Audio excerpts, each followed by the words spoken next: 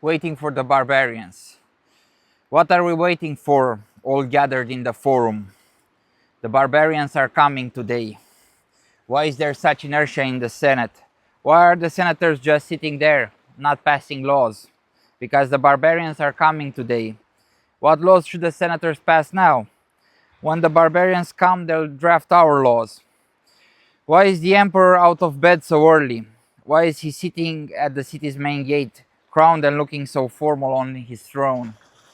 Because the barbarians are coming today, and the emperor is arranging a welcome for their leader. In fact, he has prepared a formal decree, and on the parchment he has written numerous titles and marks of respect. Why have our two consuls and praetors come out today, dressed in their embroidered red togas? Why are they wearing bracelets set with amethysts and ringed with bright shining emeralds? Why are they carrying their official staffs inlaid with silver and gold? Because the barbarians are coming today, and such things are known to dazzle barbarians. Why don't the famous orators arrive as they always do, and to pontificate at length and expound on their views? Because the barbarians are coming today, and they are bored by eloquence and long discourse. Why has this anxiety come upon us all at once? Why such confusion? How serious all the faces? Because night came and the barbarians never appeared. Later some of our men arrived from the borders and gave us the news. There were no more barbarians. What are we going to do now without barbarians? Those people, they were a kind of solution. So, you've just heard a poem by C.P. Cavafy, a Greek modernist poet. It was written at the turn of the last century, at the turn of the 20th century. And in case you're wondering what you're watching, my name is Stefan Baciu and you're watching Nether Street Blues, the YouTube channel. I'm a writer. You can find my work on Substack under the same name, Nether Street Blues. And be sure to like, subscribe, leave a comment with your thoughts. I'm really anxious to hear them. And turn on that bell notification buttons. Every little bit helps. Now that the chores are out of the way, let's get into the fun. So, this poem has inspired countless other works of great literature. Two amongst them are explicitly Dino Buzzati's The Tartar Steppe, or the Tartar Desert, which should be a more faithful or a more word-for-word translation from its original Italian, and Waiting for the Barbarians by Coetzee, a South African writer, also known as the Conscious of South African literature. And this poem, it's a very clear poem in my opinion, and the theme is clearly mankind's appetite for destruction, our need for disaster, our appetite for disaster. And at a deeper level, I think it speaks to our need for renewal, our need to, destroy in order to rebuild. And, this is such a powerful statement that even Obey, the clothing brand, they had a line back in the beginning of the last decade, or in the middle of the last decade. I definitely had a shirt that actually said destroy, rebuild, destroy. That was their motto at the time, or the motto of that line. And I bought, it was actually the only Obey shirt that I ever owned.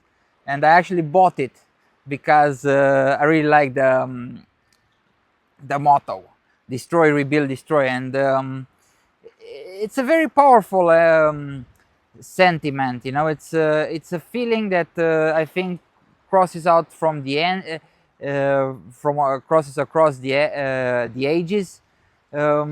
Even Don Carlin, who has a podcast, it's called Hardcore History, very good podcast. He wrote a book, and a book called The End is Always Nigh, and he actually talks about how people, they've always been expecting the end of the world, or better said, the end of their world, for from times immemorial.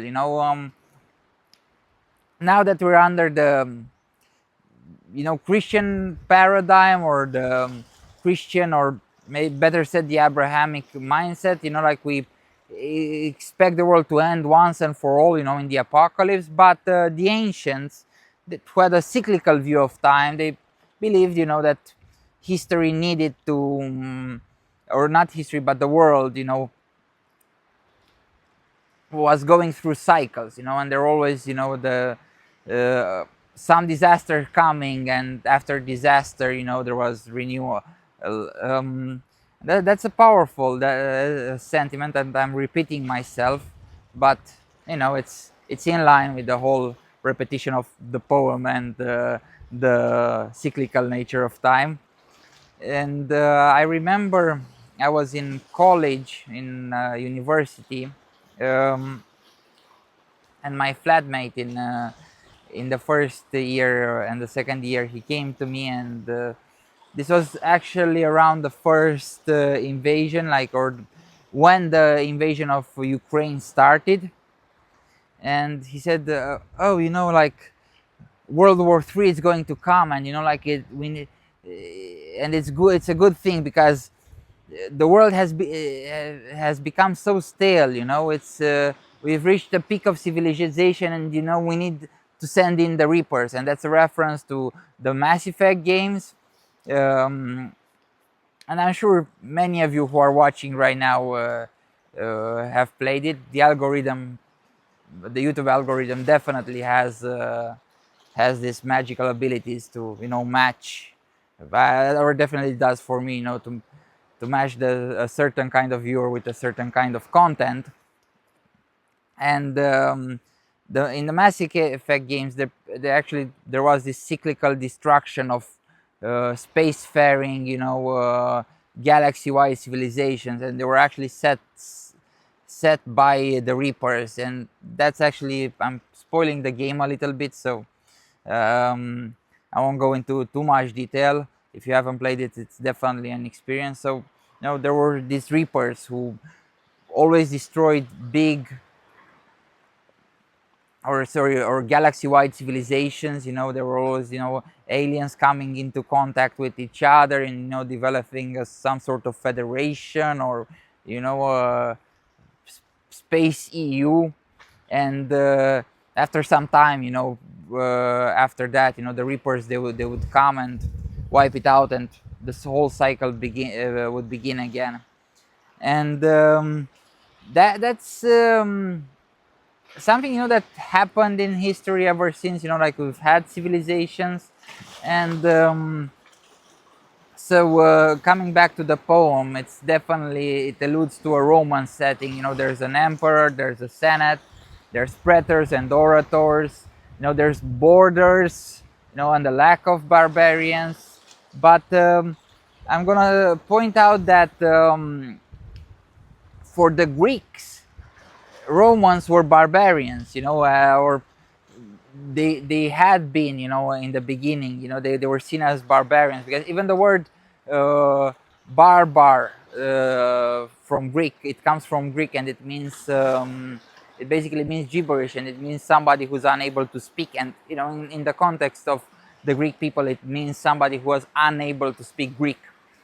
And the Romans were barbarians, and in a sense, they were civilized by Greek culture, or they adopted Greek culture, and a lot of things that we look back upon the Romans, they actually were adopted from the Greek. Romans, they were pretty stoic people, and sorry, not stoic. Stoic might not be the best word for it, but they were pretty rugged people. They had a sort of, how could I say, frontier mentality, or they were pretty militaristic, and they lived, a life pretty devoid of creature comforts. I remember my Latin teacher in high school telling us, what the breakfast for the average Roman was, and they like the average Roman citizen, not the slave. It was bread and water. That was their that was their breakfast. That was their sort of main meal. That was their national dish, bread and water, until they adopted the Greek culture. And then we have the banquets as described in Satyricon by Petronius, with Trimalchio eating, and like there's even that sort of historical anecdote. I haven't checked it, but I'm pretty sure recently, but I'm pretty sure there's some truth to it, that the Romans would eat a lot and then they would vomit their food to eat some other food. That was their level of decadence. Maybe maybe it was a practice, but who knows? Or maybe it was just Petronius, exaggerating it. But whenever there's an exaggeration, there's a hyperbole. There's definitely truth behind it. And I think a lot of writers, a lot of journalists, better said, they talk about waiting for the barbarians and how like we need to manufacture an enemy, and they've adopted this idea of manufacturing an enemy. But I think that Cavafy was actually alluding to something much deeper, than just manufacturing an enemy. I don't think he was having this sort of Schmittian approach, and I'm here referencing Carl Schmitt, who wrote the concept of the political. And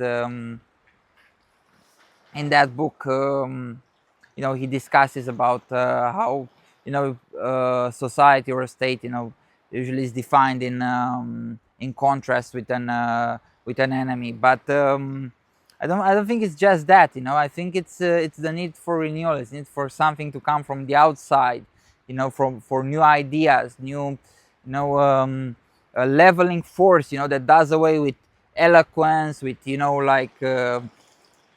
embroidery. But I think if we look at the images of like the decrees and titles and the red togas of the consuls and praetors and their bracelets, with jewels upon them that dazzle barbarians, I think it also gives validity to the culture that is waiting for the barbarians. So basically like you have all this like civilization around you, but you don't appreciate it. Like there's, for you just getting used to it, and you need some outsider to come in and like make you feel seen as a culture. You need the barbarians. We need the barbarians for us to be civilized. Otherwise the saddest thought would be that there are no more barbarians, because we've become barbarians ourselves. Like we've lost our way. And that's I think that C.P. Cavafy was talking about, actually. Or that's at least my interpretation. And I'm really curious to see what's your interpretation of the poem, and let me know what you think, and if you like this sort of content. Obviously, this is a very young YouTube channel, and I'm gonna experiment. And before I leave, I'm gonna let you see the beautiful Alonissus Sea, which is actually one of the more underdeveloped Greek isles. And probably these people, they've waited for a lot of barbarians across the ages. But then again, it kind of proves that nature doesn't need barbarians. That's a human need.